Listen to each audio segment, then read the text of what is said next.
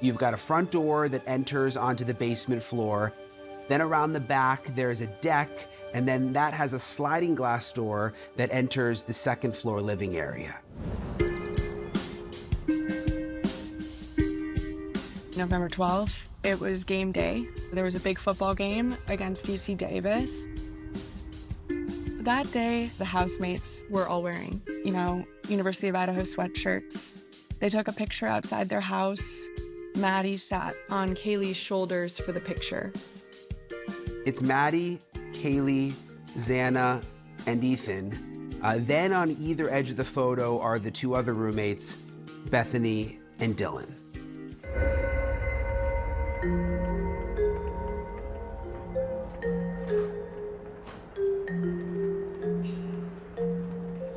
After the girls were at the corner club, Kaylee and Maddie went to the grub truck, just like a food truck. Then they got a ride home. Xana and Ethan came home around the same time as Maddie and Kaylee.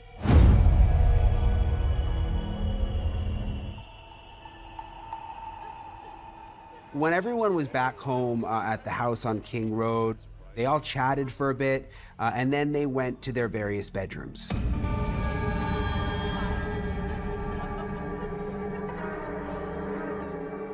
Kaylee and Madison went up to the third floor and they settled down together in Maddie's bedroom, while Kaylee's dog Murphy stayed in Kaylee's bedroom, which was across the hall.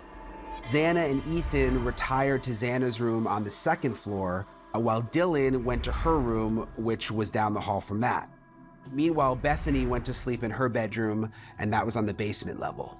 There was an eyewitness account from one of the surviving roommates, and they were able to use that to reconstruct the movements of the killer that night. The middle of the night, the suspect entered through the sliding glass doors on the main floor. And then there's a set of stairs which takes you up to the third floor. I believe his intended target was one of the girls upstairs.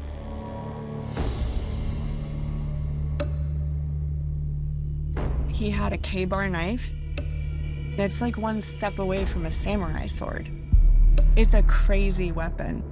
He wanted a physical battle.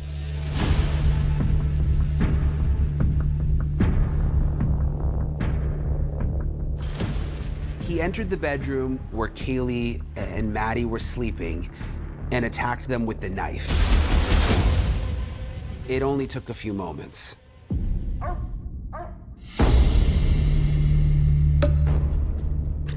Dylan, one of the roommates in the house, heard noises above her. Her information is vital. She provides an eyewitness account. She puts the killer in the home at the time of the killings. Dylan opens her door once, sees nothing, texts her housemates to be quiet. She's trying to go to sleep. Meanwhile, the fifth roommate, Bethany, was believed to be asleep in her bedroom down on the basement level. At the same time, Xana and Ethan had just gotten the DoorDash, and I think as the killer was coming down, maybe like one of them peeked out and saw him. There was a struggle outside Xana's room. Ethan was mortally wounded. Xana fought for her life, but they couldn't save each other. The dog's barking.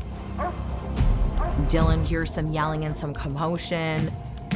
She's yelling upstairs for the dog to stop barking. Dylan got up and went to her door again.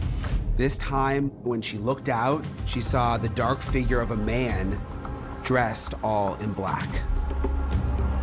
He's wearing a mask. All she can see are his eyes and his bushy eyebrows, which really stand out to her. And he just walks right past her without saying anything and walks out the back of the house. All of this takes place within about 15 minutes. This is still about 4:15 a.m. And she stays in her room and she doesn't call police for another 8 hours.